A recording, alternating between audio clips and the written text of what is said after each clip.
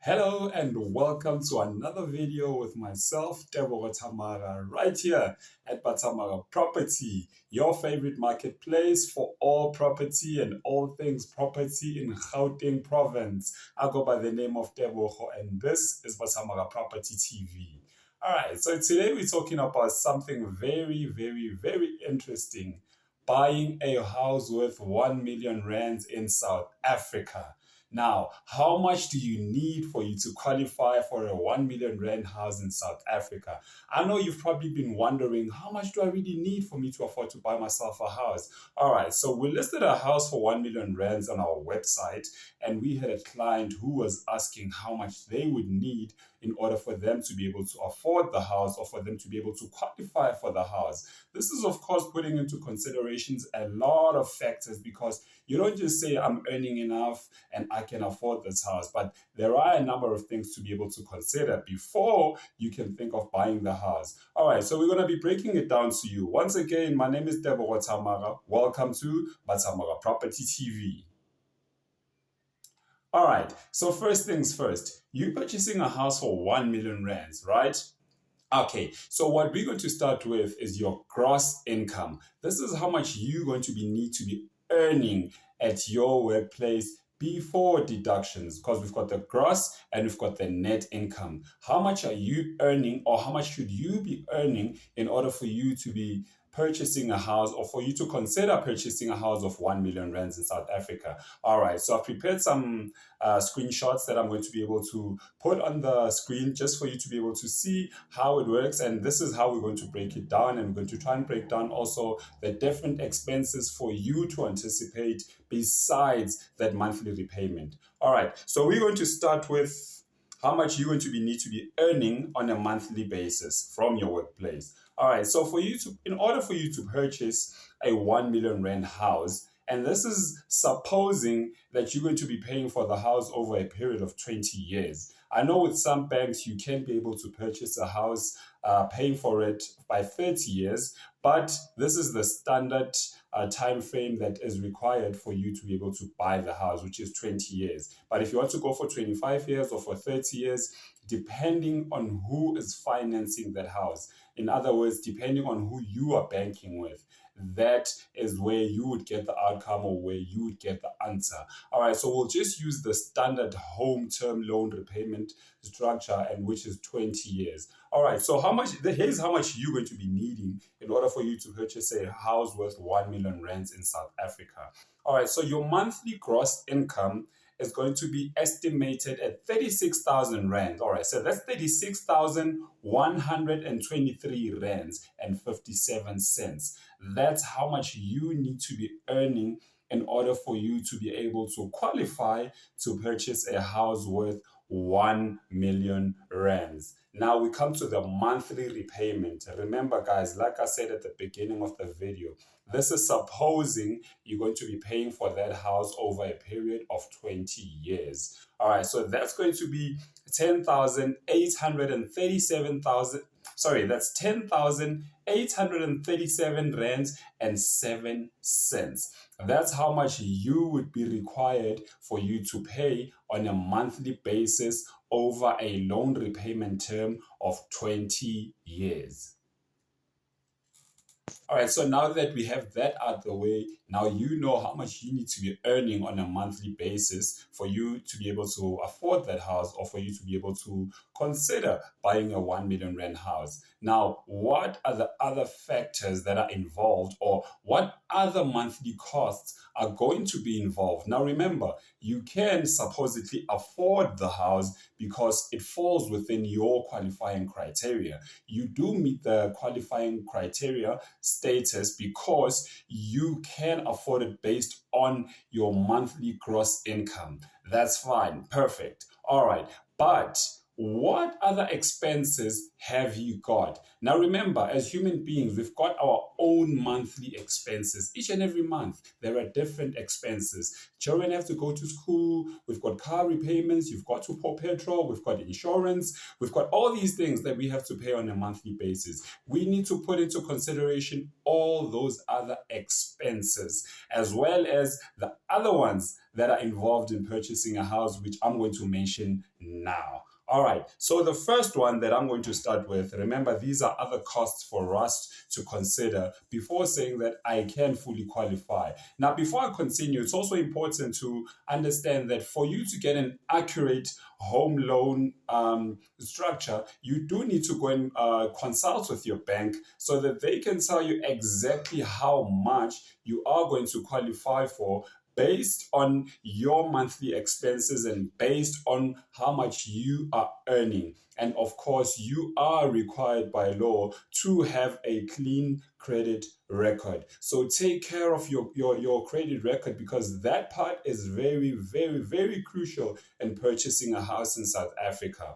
All right, so moving right along. I know with most banks, you are going to be required to pay a monthly service fee. All right, so a monthly bank charge for administrating the loan cost, that would be around 69 Rand, including VAT, of course, but that would differ by bank. So I used one bank which I personally am banking with. I won't say the name because we're not doing free advertising for everyone here, but of course that will differ depending on who you are banking with. All right, and then we've got what we call HOC, Homeowners Comprehensive Insurance. Now, this type of insurance is insurance which helps against structural property damage, against permanent fixtures and fittings, swimming pool and lapper cost, and so forth. So that would pretty much just depend on the replacement value of the property. And then we move on right along. We've got life assurance. So this is assurance for the value of the loan amount. This covers the outstanding debt in the event that the bondholder passes away. We know things can happen. We are living in a world where so much is happening each and every day. We are not here forever. Now, you need to know that your family is going to be covered should it happen that you pass on. All right, moving right along. Now we're going to the rates, taxes, and levies. And these will now just depend on the size of the stand that you're on, or the size of the property that you bought. It would also depend by the location where you bought the house. For example, somebody who buys a house in Protea Glen, Soweto, and somebody who buys themselves a house somewhere in the luxury suburbs of Waterfall, Midrand, and so forth, the rates and taxes as well as the levies wouldn't be the same. So that is something you would need to consult with whoever you are purchasing the house from. All right, so we're moving right along. We've got water and electricity. That too as an important factor to consider, because these are things that we use on a daily basis. Of course, there are more expenses that you would have to consider, but I've just highlighted some of the very, very important ones. And remember, like I said, this is excluding all your other household expenses. So at the end of the day, or at the end of the month, you need to still be able to cover all these amounts, plus be able to pay back the loan. Now, when you take up a loan, or when you take up a mortgage loan in order for you to purchase a house, don't just go into it thinking that, okay, I do qualify for this one. I'm buying this house, and that's it. It doesn't really work like that. And I think with many new first-time home buyers, this is the biggest mistake that they make. That they just go for a house that they think they can supposedly afford, but in actual fact, can you really afford that house? Yes, you are earning 36,000 rands. Yes, you can qualify for a 1 million rand house, but can you really afford to keep that house? And this is the biggest mistake that a lot of people are making. And that's why you'll find a few years down the line, the person needs to sell the house because they can no longer be able to afford that house. All right, so you are still with me, right? Now, one thing that also people need to consider before thinking that, all right, I am in a position to be able to purchase this house, something that we didn't talk about, and I believe I should have spoken about it in the beginning of the video. Forgive me, I'm sorry, I didn't mention this when we started.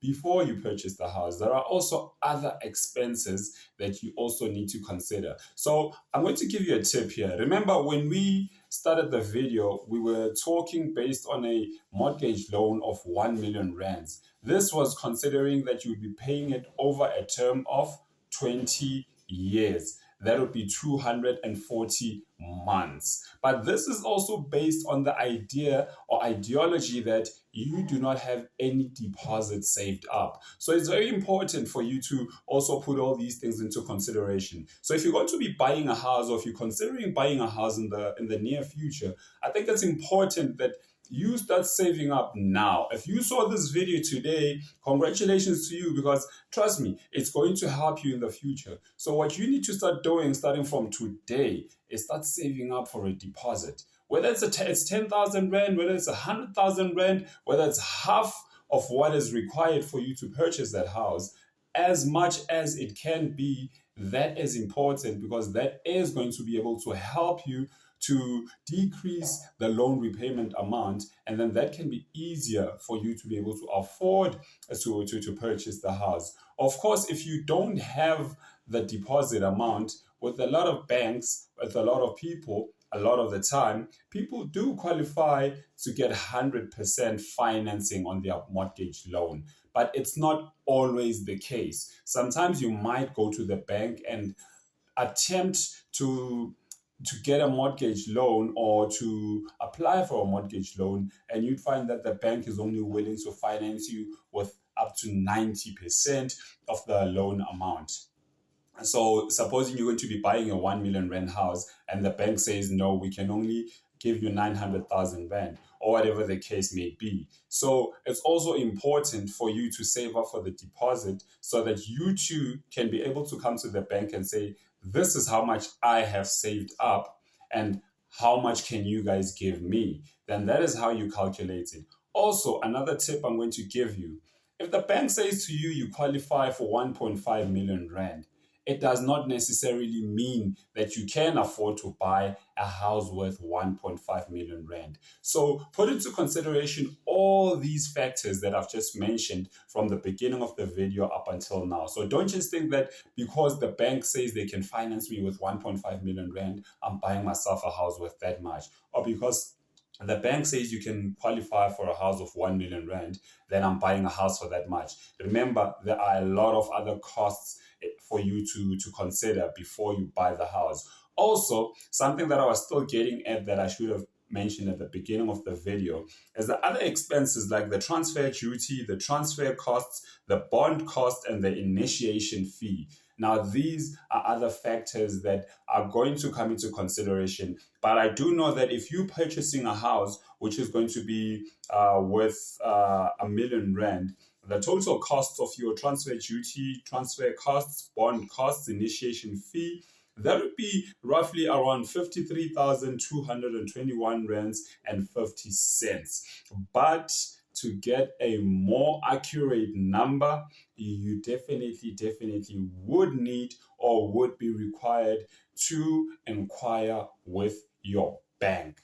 And that, ladies and gentlemen, brings us to the end of today's video. If there's anything that you missed, feel free to drop us a comment in the comment section. Feel free to drop us a messenger on our Facebook page, and we will gladly assist to the best of our knowledge. And of course, if there's anything else that you'd like to hear us talking about here on the channel, feel free to drop us a comment, feel free to drop us an email, feel free to inbox us on any of our social media pages, and we will definitely look into it and consider creating yet another video to help you on your journey to finding your perfect home. Once again, Lina Laka ke nna Tebogo Tamara, and this is La Tamara Property. Of course, if you're looking for a property to purchase, you can look from the selection of houses that we have from different homeowners, from different estate agents in South Africa.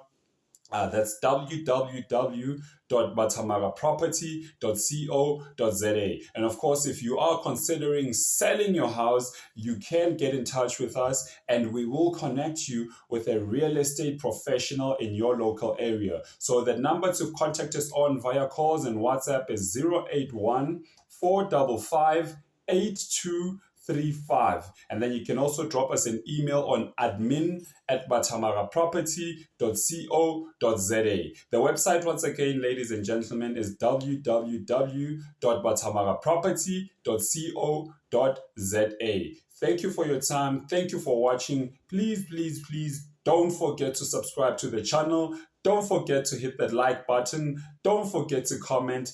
Don't forget to share. And of course, once you have subscribed to the channel, do make sure that you hit that notification bell so that every time we drop an interesting video like this one, you will be the first to know about it.